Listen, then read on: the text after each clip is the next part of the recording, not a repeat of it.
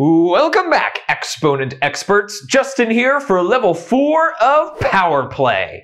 Levels 1 through 3 cover the basics with the product, quotient, and power of a power properties. In this lesson, we're getting crafty by combining some previous knowledge with some new ideas. I can't wait to get started. But first, if you haven't completed the discovery activity in your PDF, pause the video to do that now.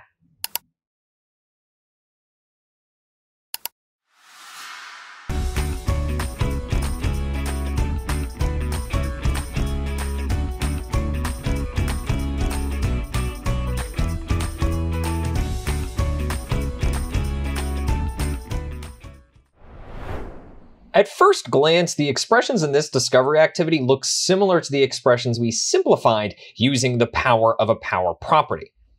Does anything about these expressions look familiar to you?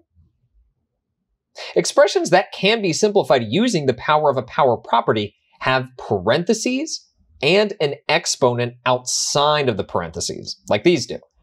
But the difference is that the expressions we previously worked with only had one element inside the parentheses, while these expressions have multiple. I wonder how this difference is going to change the process we use to simplify. Well, why don't we examine this completed example in the first row to find out. The exponent outside of the parentheses means whatever's inside the parentheses is the base. The base here, x, y, is raised to the power of 3. And in this next column, I see that it's expanded to have this base multiplied by itself 3 times, giving us xy times xy times xy, which is then further expanded to include the multiplication dots between each variable. Then, after rearranging the variables so that they're grouped together by like bases, the expression is rewritten as x cubed y cubed. This makes sense to me because the starting expression, xy cubed, means to multiply the term xy 3 times, which would mean we would end up with 3 x's and 3 y's. The next row has this second column already filled out. What's different about this expression compared to the first one? This second expression has parentheses with an exponent outside, but it also has an exponent inside the parentheses. But looking at the expanded form, it's following the same pattern as the one above by first expanding the outer exponent, which is 2 in this case, so the expression inside the parentheses was multiplied 2 times. If you still need to complete this discovery activity, including the reflection questions, pause the video to do that now. How'd it go? Feel free to pause here if you'd like to check your work with mine on screen.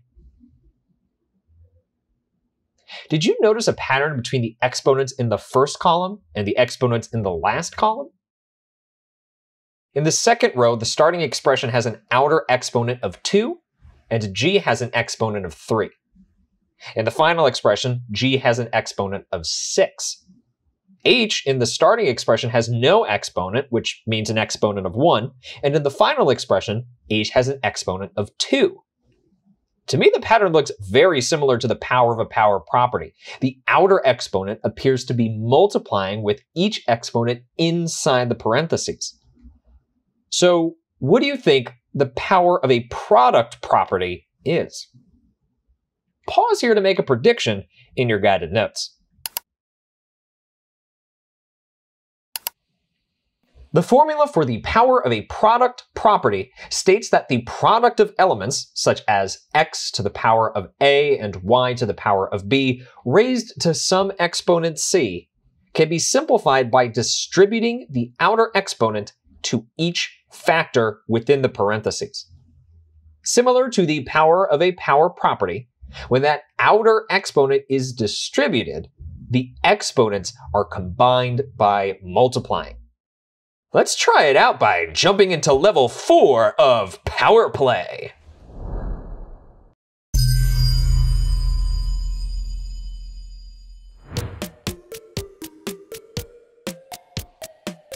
Welcome to level 4, a new challenge to unlock and explore.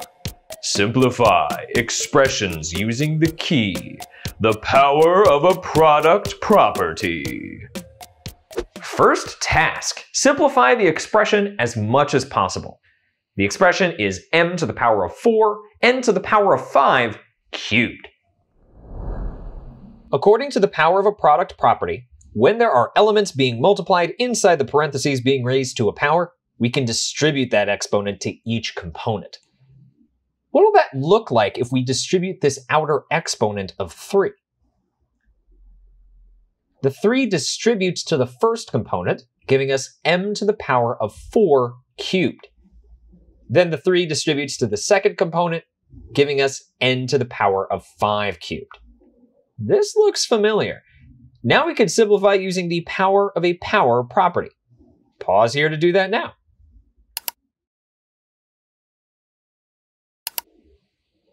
The power of a power property tells us that when there's an exponent raised to another exponent, we can multiply them. M to the power of 4 cubed becomes m to the power of 4 times 3, or m to the power of 12. And n to the power of 5 cubed becomes n to the power of 5 times 3, or n to the power of 15. Let's check our work by expanding the expression. The outer exponent of 3 means we'll multiply the base by itself 3 times.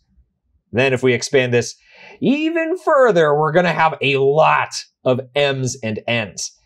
Let's see, that's 4 m's here, 4 more here, and 4 again. That's a total of 12 m's.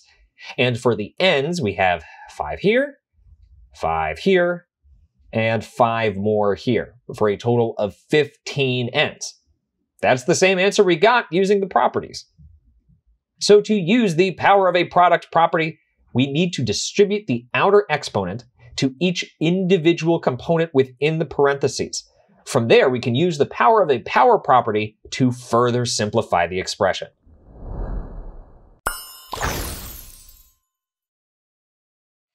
Next problem. Again, simplify as much as possible.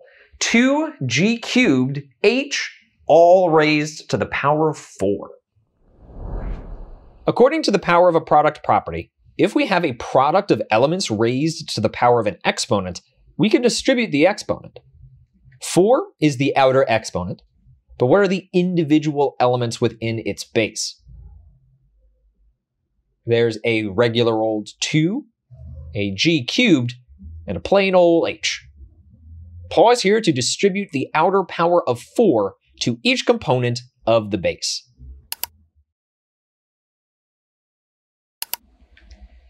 We have 2 to the power of 4 times g cubed to the power of 4 times h to the power of 4. It's important to note that the directions here say to simplify the expression as much as possible.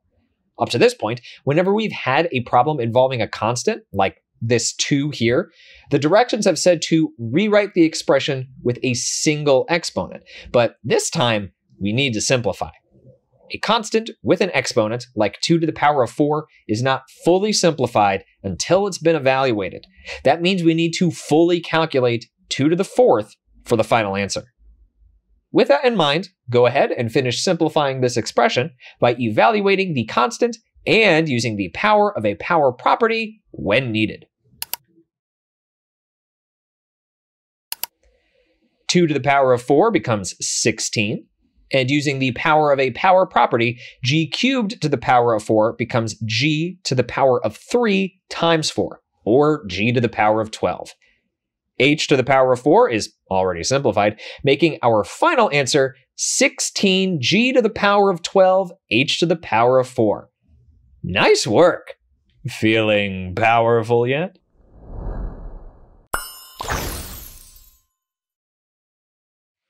The next task is not for the faint of heart. Do you accept the challenge? What do you think we should do? We never back down from a challenge. Let's do this! Okay, here we go. Simplify as much as possible. 4xy times xz squared cubed. What do you notice about this problem? I noticed that we've got a lot of stuff inside the parentheses, all being raised to a power of 3. Right now, this problem looks sort of complicated, which is exactly the opposite of what we want if we're trying to simplify. Should we just jump in with the power of a product property? Since we're simplifying, it's important that we follow the order of operations, which tells us to start with groupings. Do we have any groupings? Yes. Inside the parentheses, we have 4xy times xz squared. Is there anything within the parentheses that can be simplified? These two x's can be combined. These components within the parentheses are being multiplied, so which property should we use? The product of powers property. Pause here to combine those x's and then finish simplifying the expression. Remember to follow gems and to evaluate any constants.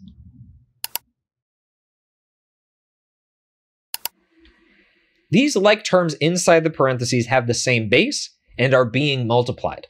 So according to the product of powers property, we can add the exponents.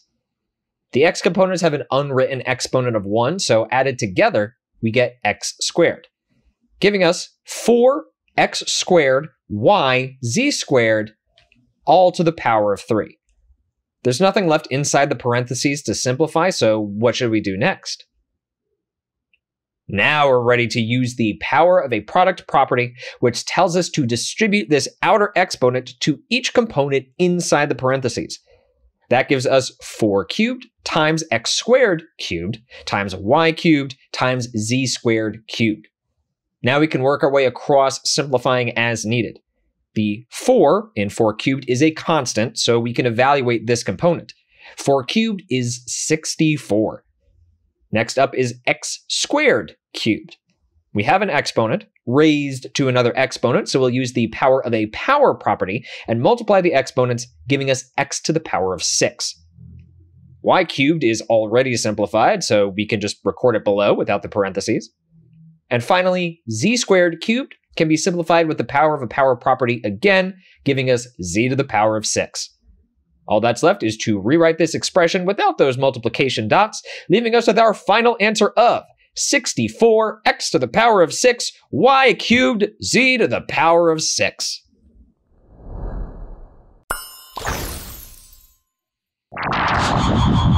Whoa, what's happening? A master of products you have proven to be, but the master of quotients we have yet to see. Only the best can lift division's haze. Can you navigate the quotient maze? Wait, I think we just unlocked a secret level within level 4. I wish we had more time to play it right now.